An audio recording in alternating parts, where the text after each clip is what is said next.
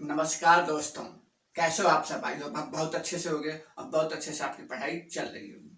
तो डेली की तरीके से मैं प्रेजेंट हूँ 27 जुलाई के कुछ इंपॉर्टेंट करंट अफेयर्स को लेकर। इन इंपॉर्टेंट यहाँ पे 5 करंट अफेयर्स क्वेश्चन दिए गए हैं। पांचों आपके एग्जाम्स के लिए बहुत ही जरूरी है। लेकिन आपने देखा होगा कि आजकल एग्जाम में जो है करंट अफेयर्स क्वेश्चन तो आते ही हैं, लेकिन उससे रिलेटेड स्टैटिक जीके भी पूछा जाता है। तो यहाँ पर इससे रिलेटेड स्टैटिक जीके को भी बताया जाएगा। इन प्रश्नों को करने के बाद अगर इसका टेस्ट आप दे दें तो आपकी तैयारी बहुत अच्छी हो जाती है। तो उसी टेस्ट को देने के लिए उसका लिंक डिस्क्रिप्शन बॉक्स में दिया गया है, वहां से जाकर के आप इसका टेस्ट भी दे सकते हैं। इसके साथ साथ हमारे Telegram channel charge study app से जुड़कर अपनी पढ़ाई को अच्छा कर सकते हैं। तो चलिए आज के इंपॉर्टेंट प्रश्नों को शुरू करते हैं। पहला प्रश्न है कि केंद्रीय रिजर्व पुलिस बल स्थापना दिवस कब मनाया जाता है?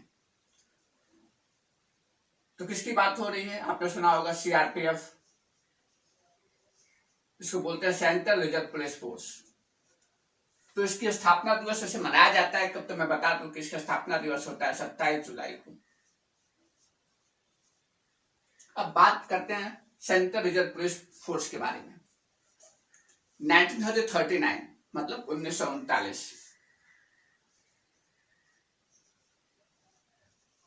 1939 में सीआरपीएफ बनती है, लेकिन उस समय इसका नाम सीआरपीएफ नहीं होता, मतलब केंद्रीय रिजर्व पुलिस फोर्स इसका नाम नहीं होता है।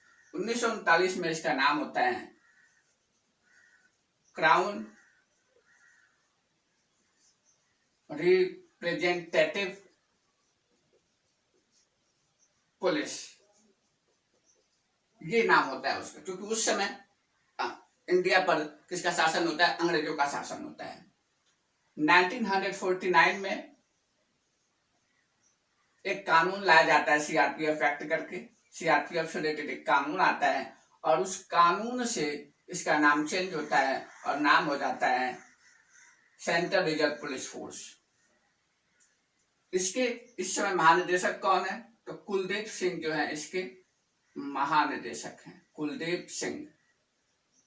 ये आप याद रखिएगा, एग्जाम में जरूर पूछा जाता है।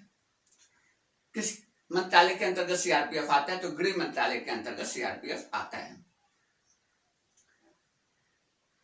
और गृह मंत्रालय है किसके पास? तो हमारे केंद्रीय गृह मंत्री हैं अमित शाह, हमारे क्या है? केंद्रीय गृह मंत्री हैं। और कहा जाए तो सीआरपीएफ जो है इंडिया के अंदर बहुत सारी पुलिस फोर्स हैं, जिसमें सीआरपीएफ अपने आप में एक बहुत बड़ी पुलिस फोर्स है। अर्धसैनिक बल है जो कि अपने आप में बहुत बड़ी अर्धसैनिक बल है। तो इस तरीके से पहला प्रश्न हमारा समाप्त होता है। चलते हैं अगले प्रश्न पर।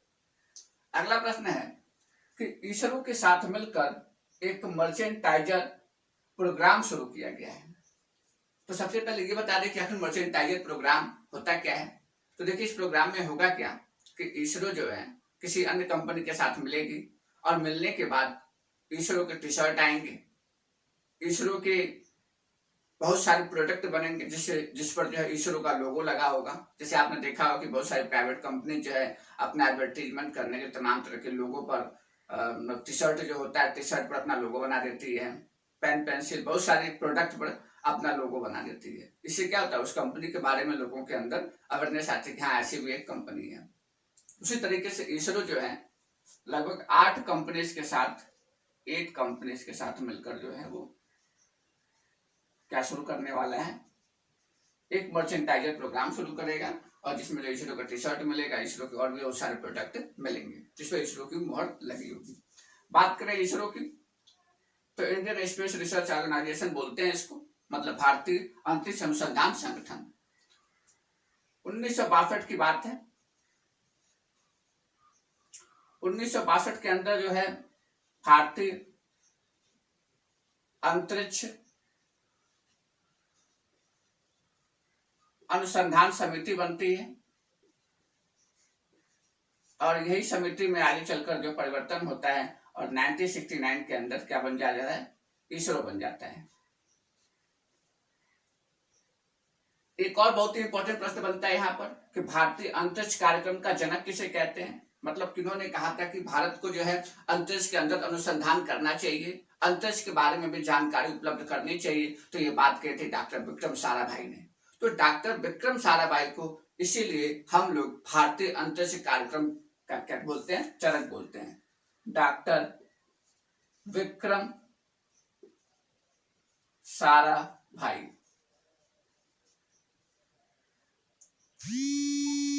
और डॉक्टर विक्रम साराभाई करके ही एक अंतरिक्ष प्रक्षेपण केंद्र है, वो कहाँ पर है तो याद रखिएगा, तिरुवनंतपुरम केरल के अंदर। इन्हीं के नाम पर वो प्रक्षेपण केंद्र बनाया गया है, केरल, तिरुवनंतपुरम।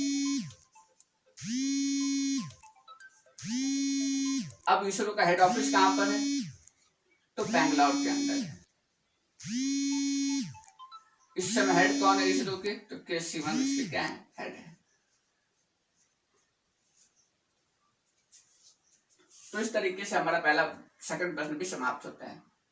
ऐसे स्टैटिक जीके की बातें यहाँ पर बताई जाएंगी। तो वीडियो आपको पसंद आ रहा तो इसे ज्यादा से ज्यादा लाइक शेयर कीजिए और हमारे चैनल को सब्सक्राइब कर लीजिए। अगला प्रश्न है कि राज्य सरकार है उसने मेरी सरकार नाम का एक पोर्टल लॉन्च किया। कौन सा, मेरी सरकार। पहले बता दो पोर्टल करेगा क्या। जो मेरी सरकार पोर्टल है उस पोर्टल को लॉन्च करने के बाद इससे ये होगा कि सरकार और जनता वो डायरेक्ट एक दूसरे से क्या हो जाएंगे, एक दूसरे से संपर्क में आ जाएंगे। तो पब्लिक जो है, आम जनता सरकार को अपनी बात तुरंत पहुंचा सकती है और सरकार को किसी बारे में पब्लिक से किसी प्रकार का सजेशन चाहिए या किसी प्रकार की कोई न्यूज चाहिए तो उसे भी आसानी से मिल जाएगा। तो ये पहल शुरू की है, पोर्टल लॉन्च किया है यूपी सरकार ने। अब बात जब उत्तर प्रदेश की आई तो इस समय उत्तर प्रदेश के मुख्यमंत्री कौन है तो श्री योगी आदित्यनाथ। राज्यपाल कौन है तो आनंदीबेन पटेल। उत्तर प्रदेश अस्तित्व में कब आया तो सबसे पहले 1 अप्रैल 1937 को उत्तर प्रदेश आया, लेकिन तब उसका नाम उत्तर प्रदेश नहीं था, उस समय इसका नाम संयुक्त प्रांत था। और एक बात देखिए कि 1 अप्रैल 1937 को इसका नाम क्या होता है, संयुक्त प्रांत होता है। और आगरा और अवध प्रेसिडेंसी, आगरा और अवध प्रेसिडेंसी को मिलाकर इसका नाम रखा गया होता है। 1950 के अंदर इसका नाम क्या हो जाता है, उत्तर प्रदेश हो जाता है। चलिए, तो बात हो गई कुछ उत्तर प्रदेश के बारे में। उत्तर प्रदेश की राजधानी आपको पता होगी लखनऊ। उत्तर प्रदेश कुछ और भी कारणों से बहुत ही फेमस रहा। सबसे पहला कि भारत का एक पहला राज्य बना जिसने जो है कोविड पूल टेस्टिंग शुरू की थी। कोविड पूल टेस्टिंग शुरू करने वाला पहला राज्य बना था। दूसरा, सामुदायिक जो किचन था यहाँ पर, जो सामुदायिक रसोई जो था, इसको जियो टैग प्राप्त करने वाला ये पहला राज्य बना। तो ये दो इंपॉर्टेंट बातें हैं कि आपको पता होनी चाहिए उत्तर प्रदेश के बारे में। चलिए अगले प्रश्न में चलते हैं। अगला प्रश्न है कि विश्व का पहला परमाणु रिएक्टर एक्टिव करने की बात की है। तो मतलब कि जहां पर जो परमाणु रिएक्टर शुरू किया जाएगा, और इस परमाणु रिएक्टर के अंदर जो है किसने शुरू किया है तो चीन के द्वारा शुरू किया गया है। अब बात है कि परमाणु रिएक्टर होता क्या है। तो मैं बता दूं कि परमाणु रिएक्टर एक ऐसा संयंत्र है जिसके अंदर अभिक्रियाएं कराई जाती हैं। क्या बोला मैंने, मैं लिखते भी रहता हूं। परमाणु रिएक्टर के अंदर क्या होता है, एक तो एक यंत्र है, पहली बात। दूसरा, इस यंत्र के अंदर होता क्या है, अभिक्रिया होती है। इस अभिक्रिया से क्या होगा तो ऊर्जा उत्पन्न होगी, और इस ऊर्जा का हम लोग प्रयोग कर सकते हैं। अब कहा जाता है कि विज्ञान एक वरदान और एक अभिशाप है। यहाँ पर भी वही चीज, ऊर्जा का आप सही रूप में भी प्रयोग कर सकते हैं और ऊर्जा का आप गलत तरीके से भी प्रयोग कर सकते हैं। लेकिन आजकल प्रयास ये किया जाता है कि जो भी परमाणु ऊर्जा होती है, या कह सकते हैं परमाणु रिएक्टर के अंदर जो भी ऊर्जा होती है, उस ऊर्जा का प्रयोग बिजली उत्पादन में किया जाता है। तो यंत्र है, अभिक्रिया होगी, ऊर्जा उत्पन्न होगी। अब यहाँ पर जो अभिक्रिया होती है वो कौन सी, जनरली देखिए, अब बात करें अभिक्रिया, कौन सी अभिक्रिया होती होगी तो दो तरह की अभिक्रियाएं होती हैं। एक होता है नाभिकीय संलयन और एक होता है नाभिकीय विखंडन। मतलब एक होता है न्यूक्लियर फिजन और एक होता है न्यूक्लियर फ्यूजन। तो नाभिकीय विखंडन होता है और एक नाभिकीय संलयन होता है। ये दो तरह की अभिक्रिया होती है। विखंडन की अभिक्रिया में क्या होता है, आपने सुना होगा यूरेनियम। यूरेनियम एक एलिमेंट है। तो यूरेनियम के अंदर जब न्यूट्रॉन की बमबारी कराई जाती है, यूरेनियम के अंदर न्यूट्रॉन्स की जब बमबारी कराई जाएगी, न्यूट्रॉन की बौछार कराई जाएगी, तो क्या होगा, अलग अलग दो नए परमाणु बनेंगे और एनर्जी जनरेट होगी। वो एनर्जी कौन सी होगी, तो न्यूट्रॉन के रूप में एनर्जी जनरेट होगी। और उस एनर्जी को रिस्टोर करने का, उसी एनर्जी को स्टोर करके हम क्या करते हैं, अन्य कार्यों को करते हैं। लेकिन दिक्कत ये होती है कि नाभिकीय रिएक्टर के अंदर जब नाभिकीय विखंडन की अभिक्रिया होती है, यूरेनियम 235 के ऊपर न्यूट्रॉन की जब बमबारी होती है, जो एनर्जी जनरेट हुई न्यूट्रॉन के ऊपर, अगर हम उसको रोक नहीं पाए, उस एनर्जी को हम रिस्टोर नहीं कर पाए, तो जो न्यूट्रॉन बनेगा एनर्जी के रूप में, वो क्या करेगा, अभिक्रिया को और तेज कर देगा। तो जैसे जैसे एनर्जी बनती जाएगी, उस एनर्जी को स्टोर करना भी बहुत ही जरूरी होता है। इसीलिए रिएक्टर के अंदर जो है कई सारे पदार्थ डालकर उसे क्या करते हैं, उस एनर्जी को रिस्टोर करने का काम करते हैं।